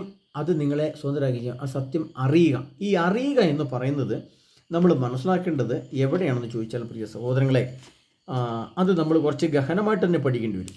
അത് ദാനിയേൽ പ്രവാചകൻ്റെ പുസ്തകത്തിൽ നമ്മൾ മനസ്സിലാക്കണം. ദാനിയേൽ പ്രവചനത്തിൻ്റെ പുസ്തകത്തിൽ അതിനെപ്പറ്റി വളരെ വ്യക്തമായിട്ട് എഴുതി വെച്ചിരിക്കുന്ന ഒരു സംഭവമുണ്ട്. ആ സംഭവത്തെ നമ്മൾ വ്യക്തമായിട്ട് പഠിച്ചുകൊണ്ട് തന്നെ വേണം നമ്മൾ ഈ അറിവ് നേടാൻ. നമ്മൾ അറിവ് എന്ന് പറയുന്നത് നമ്മുടെ സഭയുടെ അറിവോ അല്ലെങ്കിൽ നമ്മുടെ കാഴ്ചപ്പാടിലുള്ള അറിവോ അല്ല. അതൊരു വലിയ നിഗൂഢ രഹസ്യമാണ്, വലിയ നിഗൂഢ രഹസ്യമാണ്. അതിൻ്റെ കലവറ പൊളിച്ച് നമ്മൾ അതിനുള്ളിലേക്ക് കയറി അതിൻ്റെ സത്യത്തെ തിരിച്ചറിയുമ്പോഴാണ് നമുക്ക് ഈ വെളിപാട് 22:14 വന്നിട്ടൊരു കഴുക്ക് ചെയ്യാൻ സാധിക്കും. അതിപ്രകാരം ദാനിയേൽ പ്രവചനം 3-ാം അധ്യായം അതിൻ്റെ 5-ാം തിരുവചനം, കൊമ്പ്, കുഴല്, തമ്പുരു, കിന്നരം, വീണ, നാഗസ്വരം തുടങ്ങിയ സകലവിധ വാദ്യമങ്ങളും കേൾക്കുമ്പോൾ നിങ്ങൾ സാഷ്ടാംഗം വീണ് നെബൂഖദ്നേസർ രാജാവ് പ്രതിഷ്ഠിച്ച സ്വർണ്ണ വിഗ്രഹത്തെ ആരാധിക്കണം. ആരെങ്കിലും അപ്രകാരം ചെയ്യുന്നില്ലെങ്കിൽ അവനെ തൽക്ഷണം എരിയുന്ന തീച്ചുള്ളിൽ എറിയും. അതുകൊണ്ട് കൊമ്പ്, കുഴല്, തമ്പുരു, കിന്നരം, വീണ, നാഗസ്വരം തുടങ്ങിയ വാദ്യമേളം കേട്ടാൽ ആ ജനങ്ങളും രാജ്യങ്ങളും വിവിധ ഭാഷക്കാരും നെബൂഖദ്നേസർ രാജാവ് സ്ഥാപിച്ച സ്വർണ്ണ വിഗ്രഹത്തെ സാഷ്ടാംഗം വീണ് നമസ്കരിച്ചു. കൊമ്പ്, കുഴല്, കിന്നരം, വീണ, നാഗസ്വരം, ഇന്നത്തെ കാലത്ത് ചെണ്ടയും കൂടെയുണ്ട്. 7 സ്വരം അല്ലെങ്കിൽ 8 സ്വരമുണ്ട്. ഈ 7 സ്വരങ്ങൾ എന്താണെന്ന് ആരറിഞ്ഞിരുന്നു? തൻ്റെ ജ്ഞാനദൃഷ്ടിയാൽ ആരറിഞ്ഞു? ദാനിയേൽ പ്രവാചകൻ അറിഞ്ഞിരുന്നു. അപ്പോൾ ഈ സ്വരങ്ങളാണ് കേൾക്കുന്നത്. ഈ സ്വരങ്ങൾ കേൾക്കുമ്പോൾ സ്വർണ്ണ വിഗ്രഹത്തെ ആരാധിക്കണം, എല്ലാവരും സാഷ്ടാംഗം പ്രണമിക്കുമെന്ന് പറഞ്ഞത് ആരായിരുന്നു? നെബൂഖദ്നേസർ കൽപ്പിച്ചു. ദാനിയേൽ പ്രവചനം അത് തന്നെ ചെയ്തു. സ്വാഭാവികമായിട്ടും മറ്റുള്ള ജനത്തിൽ, ലോകത്തിലെ മുഴുവൻ ജനങ്ങളും അത് അംഗീകരിച്ചെങ്കിലും ദാനിയേൽ പ്രവാചകൻ അത് അംഗീകരിച്ചില്ല. കാരണം ദാനിയേൽ പ്രവാചകൻ അവിടെ ഉണ്ടായിരുന്നു, ആ കാലഘട്ടത്തിൽ ഉണ്ടായിരുന്ന ജ്ഞാനം എന്ന് പറയുന്നത് ഈ കൊമ്പോ, കുഴലിൽ, കിന്നരം വീണുന്ന 7 സ്വരങ്ങൾ 7 ദുരാത്മാക്കളാണെന്ന് ദാനിയേൽ പ്രവാചകൻ മനസ്സിലാക്കി. 7 ദുരാത്മാക്കൾ, 7 ദുരാത്മാക്കൾ. അത് സാരി ഗമ പതനീസ എന്ന് പറയുന്നത് അതിൻ്റെ ഷോർട്ട് ഫോമാണ്. അതിൻ്റെ ഓരോ ഉപകരണങ്ങളാണ് കൊമ്പെന്ന് പറയുന്നത്. കൊമ്പ് വിളിക്കുക എന്ന് പറയും. നമുക്കറിയാം, കൊമ്പ് പഴയ കാലത്ത് കൊമ്പ് വിളിക്കാൻ വേണ്ടി മറ്റേ ഊതുന്ന കൊമ്പ്. അതിന് വിവിധ രീതിയിലുള്ള സ്വരങ്ങളുണ്ടായിരുന്നു. അതിൻ്റെ ഒന്നാണ്, അതിൻ്റെ ഒരു മോഡലാണ് കാഹളങ്ങൾ എന്ന് പറയും. കാഹളം അന്നത്തെ കാലത്ത് ഈ കാളയുടെയും പോത്തിൻ്റെയൊക്കെ കൊമ്പുകൾ എടുത്തിട്ട് അതിൻ്റെ ചെറിയ തുളയിട്ട് ഊതി കഴിഞ്ഞാൽ വലിയ കാഹളം വിരുതിരൂതും കൊമ്പ്. അതിൻ്റെ ഇന്നത്തെ ദൈവിക അർത്ഥം എന്ന് പറയുന്നത് കൊമ്പ് രാഷ്ട്രങ്ങൾ, കൊമ്പ് സഭകൾ, കൊമ്പ് വചനപോഷണങ്ങൾ എന്ന് പറഞ്ഞ അഹങ്കാരത്തിൻ്റെ കൊമ്പ്. നമുക്കറിയുന്ന റഷ്യൻ രാഷ്ട്രം, അമേരിക്കൻ രാഷ്ട്രം, യൂറോപ്യൻ രാഷ്ട്രം എന്നൊക്കെ പറഞ്ഞാൽ കൊമ്പ് രാഷ്ട്രങ്ങളാണ്. ചൈനീസ് രാഷ്ട്രം കൊമ്പ് രാഷ്ട്രങ്ങൾ, ഉത്തര കൊറിയ കൊമ്പ് രാഷ്ട്രം. എന്താണ്? അവർക്ക് സമ്പത്തും ധനവും യുദ്ധം ചെയ്യാനുള്ള ശക്തിയുമുണ്ടെന്നുള്ള കൊമ്പ്, അഹങ്കാരത്തിൻ്റെ കൊമ്പ് നീണ്ടു നിൽക്കുകയാണ്. അപ്പോൾ നമുക്കിവിടെ കത്തോലിക്ക സഭയ്ക്ക് ഏറ്റവും വലിയ, ഇസ്രായേൽക്കാരെ നോക്കണ്ട, നമ്മളിവിടെ സഭയെ നമ്മളെ സംബന്ധിക്കുന്ന കഥകളാണ് നമ്മൾ പറയുന്നത്, മനസ്സിലാക്കുക. അതുകൊണ്ട് നമ്മൾ അത് ശ്രദ്ധിച്ചാൽ മതി. അപ്പോൾ കൊമ്പ് സഭ എന്തു സംഭവിച്ചു? കൊമ്പ് സഭയ്ക്ക് ഇപ്പോൾ കൊമ്പ് കാണിച്ച് എന്തെല്ലാം കൊമ്പ് തരങ്ങൾ കാണിച്ചു, എന്തെല്ലാം അധമ പ്രവൃത്തികളാണ് സഭയിലെ വൈദികർ മത്രാന്മാർ കാണിച്ചു കൂട്ടുന്നത്. മനസ്സിലായോ? കൊമ്പ്. അപ്പം നമ്മൾ എന്ത് ചെയ്യണം? ഈ കൊമ്പിൻ്റെ പുറമെ പോകാൻ പാടുണ്ടോ? അപ്പോൾ കൊമ്പ്, കുഴൽ വിളി. അപ്പം നമുക്കറിയാം, ഓടക്കുഴൽ വിളി കേട്ടോ രാധേ എൻ്റെ രാധേ, കുഴൽ വിളി. അപ്പോൾ അതിന് പിന്നിലെ രഹസ്യം എന്താണ്? പ്രണയത്തെ പ്രണയിക്കുവാൻ കൊമ്പ് വിളികൾ, പാട്ടുകൾ, അതിൻ്റെ വിവിധ ലയ തളങ്ങൾ. അപ്പോൾ അതിനകത്ത് പ്രണയം, പ്രേമം, അതിചതി, അതിൻ്റെ അവസാനം ചതിയും കൊലപാതകവും, ബലാത്സംഗം. കൊമ്പ്, കുഴൽ, കിന്നരമായി. ദാവീദ് കിന്നരം വായിക്കുമ്പോൾ എന്ത് സംഭവിക്കുമായിരുന്നു? ഈ കിന്നരം വയലിൻ, അത് കിന്നരം വായിക്കുമ്പോൾ എന്ത് സംഭവിക്കുമായിരുന്നു? ദുരാത്മാവ് സാവൂളിൽ നിന്ന് പോകുമായിരുന്നു. കിന്നരമായി നിർത്തിയാൽ ദുരാത്മാവ് വരും. അപ്പോൾ ഇന്ന് നമ്മൾ അതേപോലെ വയലിനൊക്കെ പണ്ട്, ഇപ്പോൾ ഓർഗണം വരുന്നതിന് മുമ്പില്ലേ വയലിൻ വായിച്ചുകൊണ്ടിരുന്നപ്പോൾ എന്ത് സംഭവിക്കുമായിരുന്നു? പിന്നെ വയലിനായിരുന്നു പള്ളിയിൽ വായിച്ചുകൊണ്ടിരുന്നത്. വയലിൻ്റെ സ്വരം വളരെ മനോഹരമാണ്, ഏത് സ്വരത്തെയും പറഞ്ഞു കേൾപ്പിക്കാൻ പറ്റും. അപ്പോൾ ഇങ്ങനെ ഈ സ്വരങ്ങളെല്ലാം എന്തിനു സൂചിപ്പിക്കുന്നു എന്നറിയാമോ പ്രിയ സഹോദരങ്ങളെ? ഈ സ്വരങ്ങൾ സൂചിപ്പിക്കുന്നത് ദുരാത്മാക്കളെയാണ്, ദുഷ്ടാത്മാക്കളെയാണ്. ദുഷ്ടാത്മാക്കളുടെ സ്വരരൂപമാണ് ഇതെല്ലാം. ഇതാര് തിരിച്ചറിഞ്ഞു? ദാനിയേൽ പ്രവാചകൻ തിരിച്ചറിഞ്ഞു. ദാനിയേൽ പ്രവാചകൻ ഈ സ്വരങ്ങളിൽ ദുരാത്മാവാണുള്ളതെന്നും ഈ ദുരാത്മാക്കളുടെ വസ്തുരൂപമാണ് സ്വർണ്ണവിഗ്രഹമെന്നും കൊമ്പും കുഴലും ഈ ശബ്ദം കേൾക്കുമ്പോൾ ശബ്ദത്തിൻ്റെ വസ്തുരൂപമായ ചണ്ടയും ഈ സാധനവുമെല്ലാം അത് ഉൽപ്പാദിപ്പിക്കുന്ന സ്വരത്തിൽ ദുരാത്മാവാണുള്ളതെന്നും ആ ദുരാത്മാവിനെ വണങ്ങരുതെന്നും അതിൻ്റെ വസ്തുരൂപമാണ് സ്വർണ്ണവിഗ്രഹമെന്ന് ഗ്രഹിച്ചത് ആരായിരുന്നു? ദാനിയേൽ പ്രവാചകനായിരുന്നു. അപ്പോൾ കൊമ്പ്, കുഴൽ, കിന്നരം, വീണ, നാഗസ്വരം പറഞ്ഞ ഈ സ്വരങ്ങൾ ഇന്ന് നമ്മുടെ സഭയിലുണ്ടോ എന്ന് നമ്മൾ ചിന്തിച്ചാൽ മതി. അത് നമ്മൾ ചിന്തിക്കേണ്ടത് എപ്രകാരമാണെന്ന് ചോദിച്ചാൽ, പ്രിയപ്പെട്ട സഹോദരങ്ങളെ, അത് വായിക്കുമ്പോഴാണ് നമുക്ക് ചില കാര്യങ്ങൾ മനസ്സിലാകുന്നത്. അപ്പോൾ ദാനിയേൽ പ്രവാചകൻ ഇതിൻ്റെ നെബൂഖദ്നേസറിന്റെ സ്വപ്നത്തെ വ്യാഖ്യാനിക്കാൻ വേണ്ടി പറഞ്ഞു, അവൻ തെളിഞ്ഞ ജ്ഞാനവും ബുദ്ധിയുമുള്ളവനാണെന്ന് കണ്ട് ദാനിയേലിനെ രാജകൊട്ടാരത്തിലേക്ക് വിളിച്ചു. തെളിഞ്ഞ ജ്ഞാനവും ബുദ്ധിയും ബോധവും വിവരവും. പ്രിയ സഹോദരങ്ങളെ, നമുക്കില്ലാത്തതാണ്. തെളിഞ്ഞ ജ്ഞാനമില്ല, തെളിഞ്ഞ ബുദ്ധിയില്ല, തെളിഞ്ഞില്ല. നമ്മുടെ എല്ലാ തെളിവും പോയി. നമ്മൾ എങ്ങോട്ട് പോയി? അതുകൊണ്ടാണ് കർത്താവ് പറഞ്ഞത്,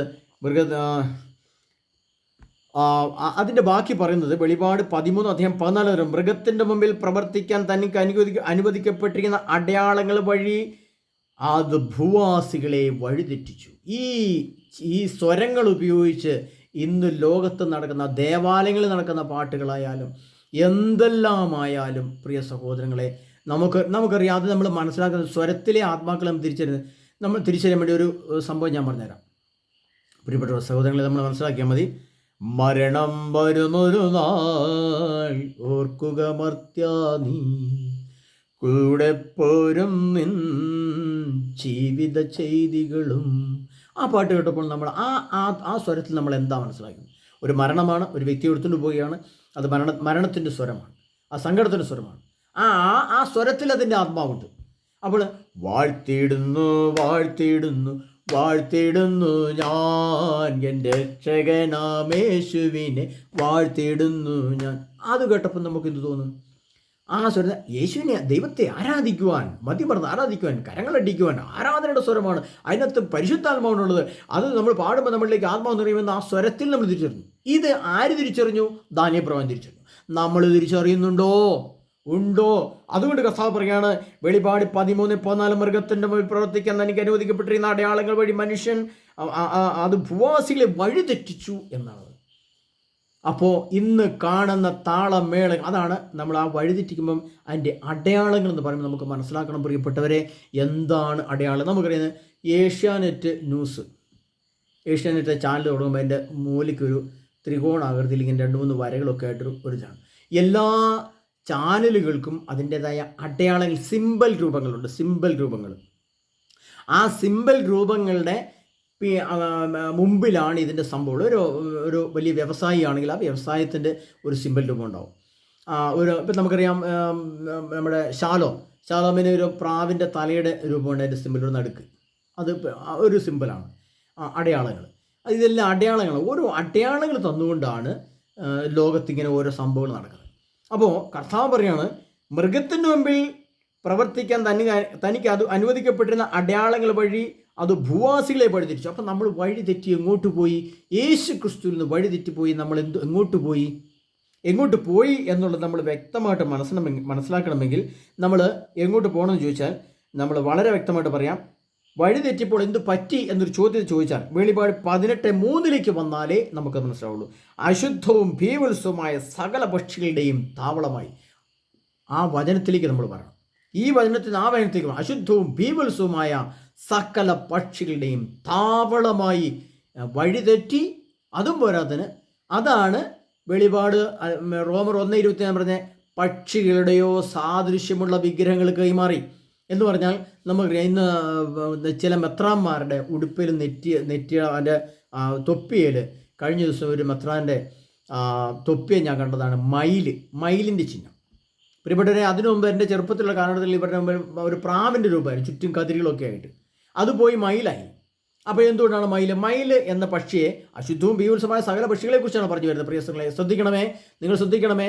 റാപ്ചറിനെ കുറിച്ചുള്ള ക്ലാസ്സാണ്, വിട്ട് കളയരുത്. കാരണം നമ്മളിൽ വസിക്കുന്ന ആത്മാവിനെ നമ്മൾ കണ്ടെത്താൻ പോവുകയാണ്. എവിടെയാണ് നമ്മുടെ ഈ ദുരാത്മാക്കളെ ബന്ധിക്കേണ്ടത്, ബഹിഷ്കരിക്കേണ്ടത്, എടുത്ത് കഴിയേണ്ടതെന്ന് അറിയാൻ ശ്രദ്ധിച്ച് കേൾക്കണമേ. ഇപ്പം ഞാൻ പറയാം, മയിൽ എന്ന സംഭവത്തെ നിങ്ങൾ എങ്ങനെയാണ് മനസ്സിലാക്കുന്നത്? മയിൽ എന്ന സംഭവം നമ്മളറിയാം, ഒരു മയിൽ വളരെ ഭംഗിയുള്ള ഒരു ജീവിയാണ്. അതിനെ നമ്മുടെ വൈദികരുടെയോ മെത്രാൻ്റെയോ സഭയിലെയോ ഏത് അംഗത്തിൻ്റെയെങ്കിലും ഒരു ചിഹ്നമായി കണ്ടാൽ നമ്മളിത് മനസ്സിലാക്കും. മയിലിൻ്റെ ഏറ്റവും പ്രത്യേക സൗന്ദര്യമാണ്. മയിൽ കാണാൻ അഴകുള്ളതാണ്. അതിൻ്റെ കൊമ്പ് അത് പീലി വിരിച്ചാൽ അതിമനോഹരമാണ്. അപ്പോൾ മനോഹാരിത, സൗന്ദര്യം അത് പ്രദർശിപ്പിക്കുക, അത് കാണിക്കുക. അപ്പം മെത്രാൻ്റെ ശിരസിലെ കൊമ്പിൽ അല്ലെ വസ്ത്രത്തിലെ ഉടുപ്പിൽ അവരുടെ അഭിഷേക വസ്ത്രത്തിൽ ഈ മയിലിനെ കണ്ടാൽ എന്താ നമ്മൾ മനസ്സിലാക്കട്ടെ? സൗന്ദര്യത്തെ കാണിക്കുന്നു. സൗന്ദര്യമാണ് പ്രശ്നം. അപ്പം സൗന്ദര്യം ആരുടേതാണ് മനസ്സിലാക്കണമെങ്കിൽ SK പ്രവചനം അതിൻ്റെ 32 പോകണം. അത് ഞാൻ അടുത്ത ക്ലാസ്സിൽ പറഞ്ഞുതരാം പ്രിയപ്പെട്ടു, എല്ലാം കൂടെ ഓടില്ല.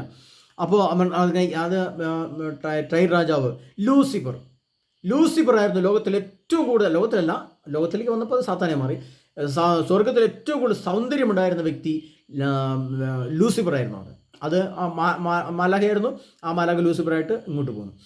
അതൊരാണ്. അപ്പോൾ അതിൻ്റെ അർത്ഥം പ്രദർശനം നടത്തുമ്പോൾ നമ്മൾ ഏറ്റവും മനസ്സിലാക്കേണ്ട സത്യം പ്രിയപ്പെട്ടവരെ, സൗന്ദര്യം കാണിക്കുക എന്ന് പറഞ്ഞാൽ അവൻ ലൂസിഫറാണെന്നർത്ഥം. അപ്പോൾ അത് മെത്രാൻ്റെ വസ്ത്രത്തിൽ കണ്ടാലും, കർദിനാളുടെ വസ്ത്രത്തിൽ കണ്ടാലും, മാർപ്പാപ്പയുടെ വസ്ത്രത്തിൽ കണ്ടാലും, എൻ്റെ ശിരസിൽ കണ്ടാലും, ഞാൻ ഈ സൗന്ദര്യത്തെ പ്രദർശിപ്പിക്കാൻ എൻ്റെ ആത്മാവിൽ വസിക്കുന്നത് മയിലിൻ്റെ ആത്മാവാണ്, അത് ലൂസിഫറിൻ്റെ ആത്മാവാണ്, സാത്താൻ്റെ ആത്മാവാണെന്ന് തിരിച്ചറിയാൻ നമുക്ക് കഴിയുമോ? ചിന്തിക്കണം, പഠിക്കണം. അതുകൊണ്ടാണ് ദാനിയേൽ പ്രവാചകനോട് പറഞ്ഞ, അവൻ തെളിഞ്ഞ ജ്ഞാനവും ബുദ്ധിയുള്ളവനാണെന്ന് കണ്ട് നെബൂഖദ്നേസർ രാജാവിൻ്റെ സ്വപ്നത്തെ വ്യാഖ്യാനിക്കാൻ അവനെ കൊണ്ടുവന്നു. അപ്പോൾ തെളിഞ്ഞ ജ്ഞാനവും ബുദ്ധിയും നമുക്കുണ്ടോ? നമ്മൾ പഠിക്കണം. അടുത്ത് നമുക്ക് ഒരു പക്ഷിയെപ്പറ്റി മയിൽ എന്ന പക്ഷിയെപ്പറ്റി പറഞ്ഞു. എന്താണ്? ഇനി നമുക്ക് കാക്ക എന്ന പക്ഷി എടുക്കാം. കാക്ക എന്ന പക്ഷിയുടെ പ്രത്യേകത എന്താണ്? അത് ഒന്നാമത് അതിൻ്റെ നിറം കറുപ്പാണ്.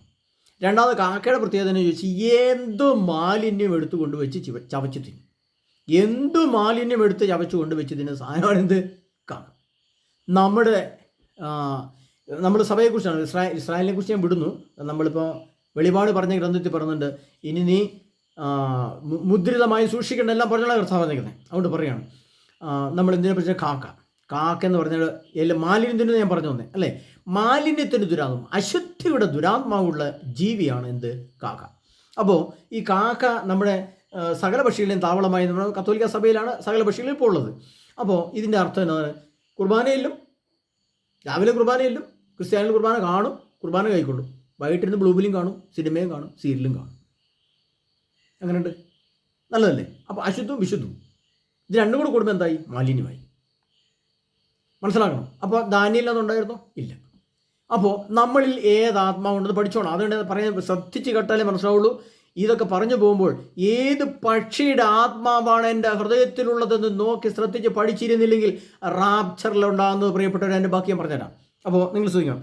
അതിനുശേഷം നമ്മൾ മയിലിനെ പറ്റി പറഞ്ഞു, കാക്കയെ പറ്റി പറഞ്ഞു. ഇനി കോഴിയെ പറ്റി പറയാം. അവനാളൊരു കോഴി എന്ന് പറഞ്ഞാൽ എന്താ അർത്ഥം? അവൻ വ്യഭിചാരം ചെയ്യുന്ന സ്വഭാവമാണ്. ഏത് വ്യക്തിയെ കണ്ടാലും അവന് ഭയങ്കര ആസക്തി വരും, ലൈംഗിക ആസക്തി വരും. അവനൊരു വ്യഭിചാരത്തിന് ദുർഭൂതമാണ് വസിക്കുന്നതെന്ന് അവന് മനസ്സിലാക്കുകയാണ്. നമ്മളിപ്പോൾ കാണുന്നുണ്ട്, നമ്മുടെ പുറത്തുള്ളവരെ നോക്കണ്ട കേട്ടോ, സഭയിലുള്ളവരെ നോക്കിയാൽ മതി. വ്യഭിചാരത്തിന് പേര് പിടിക്കപ്പെട്ട എത്രയോ കേസുകളാണ് നമ്മുടെ കത്തോലിക്ക സഭയിലുള്ളത്. അല്ലെങ്കിൽ വ്യഭിചാരത്തിൻ്റെ പരിപാടികൾ നടക്കുന്ന പരിപാടികൾ നമ്മൾ കാണുന്നു. ഉദാഹരണം പറഞ്ഞാൽ ബ്ലൂ ഫിലിം കാണുന്നു, അല്ലെങ്കിൽ നമ്മളത് എന്ത് ചെയ്യുന്നു, അതുപോലുള്ള മാലിന്യം നിറഞ്ഞ സംഭവങ്ങൾ കാണുന്നു. അത് എന്നിലുണ്ടെങ്കിൽ, കോഴിയുടെ ആത്മാവാണ് എന്നിലുള്ളെങ്കിൽ, എന്നിൽ വ്യഭിചാരത്തിന് ദുരാത്മാവുണ്ട്, ഞാൻ ലൈംഗിക ആസക്തി നിറഞ്ഞവനാണ്, ലൈംഗിക ചിന്ത എന്നെ അലട്ടുന്നവനാണ്, ആ ആത്മാവാണ് എന്നിലുള്ളത്. ഞാനിത് കണ്ടിട്ടുണ്ടോ ഇല്ലയോ നിങ്ങൾ പരിശോധിച്ചോണം, പഠിച്ചോണം. അപ്പോൾ 3 കഴിഞ്ഞു. ഇനി അതാണ്, ഇനിയുമുണ്ട്. ഇനി നമുക്ക് കഴുകനെ കുറിച്ച് പറയാം. കഴുകൻ ഭീവത്സമായ പക്ഷിയാണ് കഴുകൻ. ആ പക്ഷിയുടെ പ്രത്യേകത എന്ന് പറഞ്ഞാൽ പ്രിയപ്പെട്ട, അതിന് ശവം മാത്രമേ വേണ്ടൂ, ജീവനുള്ള ഒന്നിനെ അതിന് വേണ്ട.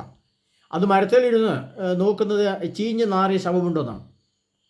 അപ്പം ശവം തിന്നാൻ ആഗ്രഹമുള്ള ആ വൃത്തിഹീനമായ അശുദ്ധി നിറഞ്ഞ ആ പക്ഷിയുടെ ആത്മാവ് ശവന്തീനികൾ എന്ന് പറയും. ശവന്തീനികളായിട്ടുള്ള ആളുകളുടെ ആത്മാവ്, അത്തരം ആത്മാവിൻ്റെ ദുരാത്മാവ് എന്നിലുണ്ടോ? ഒന്ന് പഠിച്ചോണേ. അതിൻ്റെ നിഗൂഢാർത്ഥം ഞാൻ പറയാതിനറിയാം. അത് സ്വവർഗഭോഗങ്ങൾ, ബ്ലാക്ക് മാസുകൾ, അങ്ങനെയുള്ള രീതിയിലേക്ക് മനുഷ്യൻ എടുത്തു മാറ്റപ്പെടും.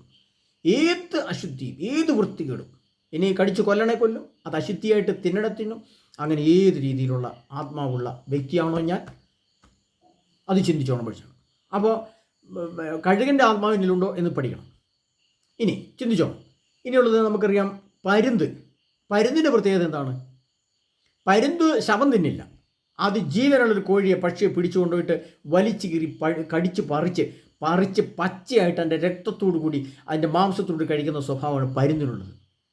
അങ്ങനെയുള്ള സ്വഭാവമുള്ള ആത്മാവ് എന്നിലുണ്ടോ? എനിക്ക് ആരെങ്കിലും കടിച്ചു കൊല്ലണം, അടിച്ചു കൊല്ലണം, ഇടിച്ചു കൊല്ലണം, ബലാത്സംഗം ചെയ്ത് കൊല്ലണം, നശിപ്പിക്കണം, കൊല്ലണം, കൊന്ന് ചോര കണ്ടാലും കുഴപ്പമില്ല, നശിപ്പിച്ചാലും കുഴപ്പമില്ല. അതിനി ഏത് രീതിയിലുള്ള ചെറിയ പെൺകുഞ്ഞുങ്ങൾ, വലിയ പെൺകുഞ്ഞുങ്ങൾ, അബോർഷൻ, അങ്ങനെ എന്ത് പ്രശ്നവും എന്ത് പരിപാടിയും കാണിക്കാൻ രക്തം കണ്ട് കുടിച്ച് തിന്നുവാൻ കഴിവുള്ള പരുന്തിൻ്റെ ദുരാത്മാവ് ഉള്ള വ്യക്തിയാണോ ഞാൻ? ഇനി നമുക്കറിയാം, ഈ താറാവ് എന്ന പക്ഷിക്ക് ഒരു ഇഴയലുണ്ട്, ഇങ്ങനെ ഒരു ഇഴയിൽ. ഈ ഇഴയുന്ന താറാവിൻ്റെ ആത്മാവ് അതെന്താണ്? അത് റോമർ 1:21 ഞാൻ പറഞ്ഞു, ഇഴജന്തുക്കളുടെയോ സാദൃശ്യമുള്ള വിഗ്രഹങ്ങൾക്ക് കൈമാറി. ഇഴയുക എന്ന് പറഞ്ഞാൽ ബ്ലൂ ഫിലിം, സിനിമകൾ, സീരിയലുകൾ, സൗന്ദര്യങ്ങൾ, ഇങ്ങനെ സ്ത്രീയുടേതും പുരുഷൻ്റേതും അങ്ങോട്ടും ഇങ്ങോട്ടും കാണുക.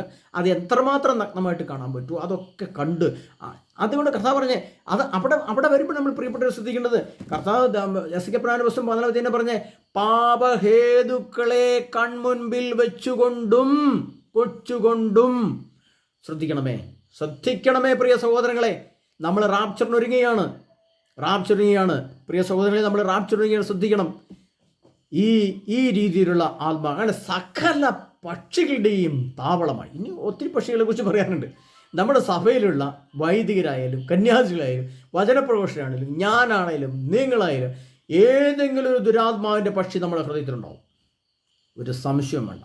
അത് പ്രിയ പന്തക്കോസ്തക്കാരെ, ക്രിസ്ത്യാനികളെ, മെത്രാന്മാരെ, വൈദികരെ, എംബർമാനുകാരെ, സ്പിറ്റും ജീസസെ, അപ്പസ്തോല പന്തക്കോസ്തിൻ്റെ വിധങ്ങളെ, കത്തോലിക്ക സഭയുടെ ഏതെല്ലാം ആർസിയായാലും പിന്നെ എന്തെല്ലാം സഭാവിഭാഗങ്ങളുണ്ടായാലും പ്രിയപ്പെട്ട ഏതെങ്കിലും, അപ്പം നമ്മൾ ചിന്തിച്ചോണം.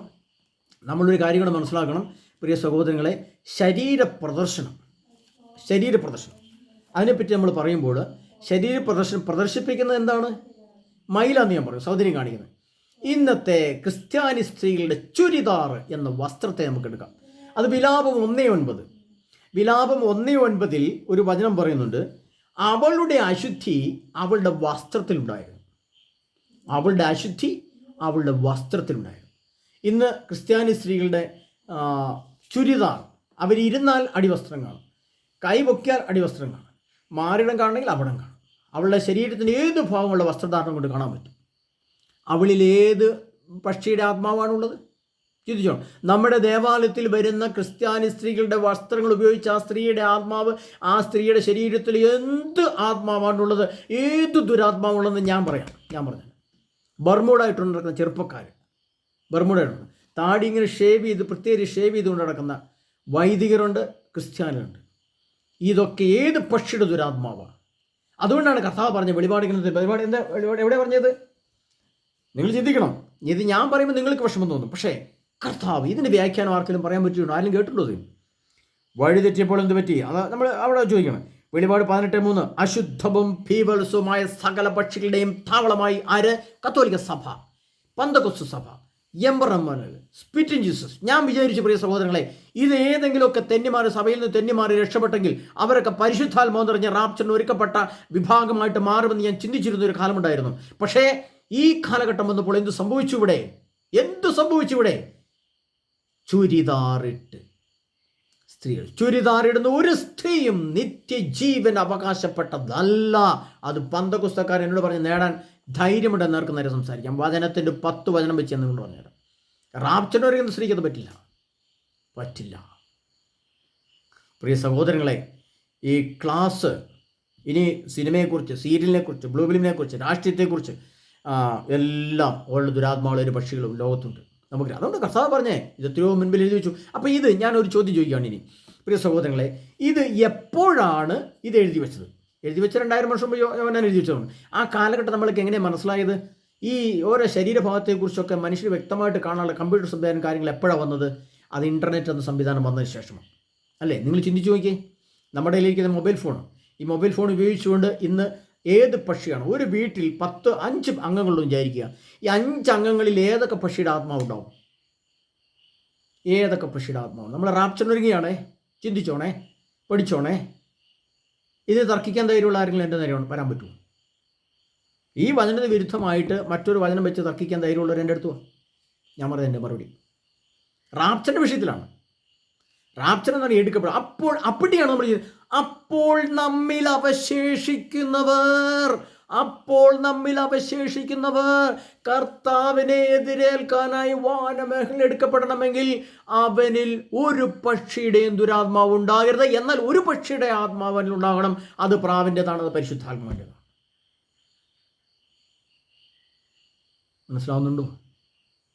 മനസ്സിലാവുന്നുണ്ടോ പ്രിയ സഹോദരങ്ങളെ? അതുകൊണ്ടാണ് ഞാൻ പറഞ്ഞത്, ഈ ക്ലാസ് കഴിയുമ്പോൾ നിങ്ങൾ പറയാം ഏതോ വട്ടൻ സംസാരിച്ചു, എനിക്ക് റാപ്ചറും വേണ്ടൊന്നും വേണ്ടെന്ന് പറഞ്ഞ് നിങ്ങൾ പോവും പ്രിയ സഹോദരങ്ങളെ. അതുകൊണ്ട് പ്രിയ സഹോദരങ്ങളെ, ക്ലാസ് നീണ്ടുപോവുകയാണ്. അതുകൊണ്ട് അത്രയും നീട്ടുന്നില്ല, കുറച്ച് നീണ്ടുപോയി. പക്ഷേ ഈ ക്ലാസ് ഇങ്ങനെ തരാതിരിക്കാൻ പറ്റില്ല. ഇതിൻ്റെ ഇടയ്ക്ക് വെച്ച് മുറിച്ചിട്ട് പറഞ്ഞാൽ ആവില്ല. അപ്പോൾ കുറച്ച് ഷോർട്ട് രാഷ്ട്രീയത്തെക്കുറിച്ച് അടയാളങ്ങൾ വഴി തെറ്റിപ്പോൾ നമുക്കറിയാം. കമ്മ്യൂണിസ്റ്റുകാരുടെ ചിഹ്നം നമുക്കറിയാം, കോൺഗ്രസ്സുകാരുടെ ചിഹ്നം അറിയാം, BJPയുടെ ചിഹ്നം അറിയാം. ഇതെല്ലാം കർത്താവ് പറയാണ്, മൃഗത്തിനു മുമ്പിൽ പ്രവർത്തിക്കാൻ അനുവദിക്കപ്പെട്ട അടയാളങ്ങൾ വഴി മനുഷ്യൻ അത് ഭൂവാസികളെ വഴിതെറ്റിച്ചു. അപ്പോൾ രാഷ്ട്രീയത്തിൽ പ്രവർത്തിക്കാൻ പാടില്ല എന്ന് വിശുദ്ധ ഗ്രന്ഥത്തിൽ പറയുമ്പോൾ രാഷ്ട്രീയത്തിലെ ചിഹ്നങ്ങൾ നമ്മുടെ ഭവനത്തിലുണ്ടെങ്കിൽ അത് നമ്മുടെ അടുത്ത് മാറണം. നമുക്ക് നമുക്ക് ഇഷ്ടമുള്ള വ്യക്തികൾ വോട്ട് ചെയ്യാം, അത് പ്രശ്നമല്ല. അത് നമ്മുടെ അവകാശവും കടമയുമാണ്. അതിന് നമ്മുടെ വിവേകം വേണം. ഏത് പാർട്ടി നമ്മെ ഭരിക്കണമെന്ന് നമുക്ക് ചിന്തിക്കാനുള്ള ബുദ്ധിയും ബോധവും ഇല്ലാത്ത കുറേ മരട്ട കഴുത വൈദികരും മരട്ട പൊരട്ട മെത്രാന്മാരും ഇന്ന് സഭയെ നശിപ്പിച്ചിട്ടുണ്ട്. ഇവരുടെ എല്ലാം ഉള്ളിലെ ആത്മാവ് ഏത് പക്ഷിയുടെ ആത്മാവുണ്ടുള്ളതെന്ന് രാഷ്ട്രീയത്തെ ഇടതുപക്ഷത്തോട് താല്പര്യമുള്ളവർ, BJPയോട് താല്പര്യമുള്ളവർ, ഇങ്ങനെ ആ സിമ്പലുകൾ നമ്മൾ അംഗീകരിക്കുന്നതിനർത്ഥം ഭൂവാസ് നമ്മൾ വഴിതെറ്റി. കത്തോലിക്ക സഭാവിഭാഗങ്ങൾ വഴിതെറ്റിയ പദ്ധതിയിലാണ് ഇപ്പോൾ. ഇവർക്കിനി വരുന്ന ശിക്ഷ ഏതാത്മാവുള്ളത് പഠിച്ചോണം പ്രിയപ്പെട്ടവരെ. അതുകൊണ്ട് ഞാൻ ഈ ക്ലാസ് ഇവിടെ അവസാനിപ്പിച്ചിട്ട് ഇതെങ്ങനെയാണ് കഴുകുന്നത്, എങ്ങനെയാണ് നമുക്ക് രക്ഷ വേണ്ടത്, ഇതിൻ്റെ അവസാനം കർത്താവ് തന്നെ പറയുന്നുണ്ട്. ഏത് രീതിയിൽ ഒരുങ്ങപ്പെടുന്ന മനുഷ്യനെ ആണ് അവസാനം വരെ കർത്താവ് സംരക്ഷിക്കുന്ന നമ്മൾ പഠിക്കണം. ഈ ഒരു ദുരാത്മാവും ഇല്ലാത്ത, ഒരു പക്ഷിയുടെയും ദുരാത്മാവും ഇല്ലാത്ത ചില വ്യക്തികളും കുടുംബങ്ങളും ഇന്ന് ഒരുക്കപ്പെട്ടിട്ടുണ്ട്. അവരാണ് ഈ ഭൂമിയിൽ എന്ത് പ്രശ്നമുണ്ടായാലും, എന്തെല്ലാം പ്രശ്നങ്ങളുണ്ടായാലും ഇവർക്കൊരു ചുക്കും സംഭവിക്കില്ല. ഈ ദുരാത്മാക്കളില്ലാത്ത വ്യക്തിത്വമുള്ള വ്യക്തികൾ, അത് സ്ത്രീയും പുരുഷനുമായാലും വ്യക്തികളും, അത്തരം വ്യക്തിത്വത്തെ രൂപാന്തരപ്പെടുത്തിയപ്പോൾ ഈ കാണുന്ന ഒരു സംഭവത്തിൻ്റെ ആത്മാവ് എന്നിലില്ലെങ്കിൽ, എന്നിൽ പരിശുദ്ധാത്മ പ്രാവ് എന്ന പക്ഷിയുടെ ആത്മാവ് മാത്രമാണ് ഉള്ളതെങ്കിൽ എനിക്ക് രക്ഷയുണ്ട്. എൻ്റെ അടുത്ത് എൻ്റെ മുറ്റത്ത് അണുബോംബ് വീഴും പൊട്ടില്ല. കർത്താവ് വെളിപാട് 3:10 പറഞ്ഞിരിക്കുകയാണ്, സകല ഭൂവാസികളെയും പരിശോധിക്കാനായി ലോകത്തിലുണ്ടായിരിക്കുന്ന കഷ്ടങ്ങളുടെ സമയത്ത് നിന്നെ ഞാൻ സംരക്ഷിക്കും. ഒരു വെള്ളപ്പൊക്കവും ഒരു മതിലും ഒരു അസ്വസ്ഥതയെ തൊടില്ല. നിന്റെ അപ്പക്കലത്തിൽ അപ്പമുണ്ടാവും, നിന്റെ കിണറ്റിൽ വെള്ളമുണ്ടാവും, നിന്നെ ഒരു ദുരാത്മാവും തൊടില്ല. ഞാൻ നിന്നെ സംരക്ഷിക്കും. പക്ഷേ നിന്നിൽ ഒരു ദുരാത്മാവ് ഉണ്ടാകരുത്. പ്രിയ സഹോദരരെ, ഈ വചനം വ്യാഖ്യാനിച്ച് ഇതുപോലെ പറഞ്ഞു തരണമെങ്കിൽ നിങ്ങൾ ചിന്തിച്ചാൽ മതി. ഈ പറയുമ്പോൾ പോലും നമുക്കിതിൻ്റെ ആത്മീയ അനുഭവങ്ങളുടെ വേദനകൾ, ഒത്തിരിയേറെ സഹനത്തോടെയാണ് ഇത് നിങ്ങൾ സംസാരിക്കുന്നത്. നിങ്ങൾ മനസ്സിലാക്കണം. നിങ്ങൾക്ക് റാപ്ചർ വേണം എന്ന് ചിന്തിച്ചാൽ, ഇനി അടുത്ത ക്ലാസ്സിൽ ഇതിൻ്റെ കുറച്ചുകൂടെ നിങ്ങൾ കേൾക്കണം കേട്ടോ. നിങ്ങൾ ചിലരിട്ടിട്ട് പോകുന്നവരുണ്ടാവും, ഇട്ടിട്ട് പോയി കർത്താവിൻ്റെ നിങ്ങളും പോകാൻ ആഗ്രഹിക്കുന്നു, കർത്താവെ നിത്യജീവൻ വചനം നിൻ്റെ മക്കളുണ്ടല്ലോ എന്ന് പറഞ്ഞു. ഈ വചനം കഠിനമാണ്, ഇത് സ്വീകരിക്കാൻ സാധിക്കില്ല, അനേകർ കർത്താവിനെ ഇട്ടിട്ട് പോയി എന്ന് പറഞ്ഞ പോലെ റാപ്ചറിന് വേണ്ടി ഒരുങ്ങാനിരുന്ന് ഞാൻ രക്ഷപ്പെടുന്ന ഓർത്തുകൊണ്ട് റാപ്ചറിന് ഒരുങ്ങി കാത്തിരുന്ന ചില വ്യക്തികളൊക്കെ ഈ ക്ലാസ്സൊക്കെ വേണ്ട, ഇത് പൊട്ട ക്ലാസ്സുകളെന്ന് പറഞ്ഞിട്ട് പോകുന്നുണ്ടാവും.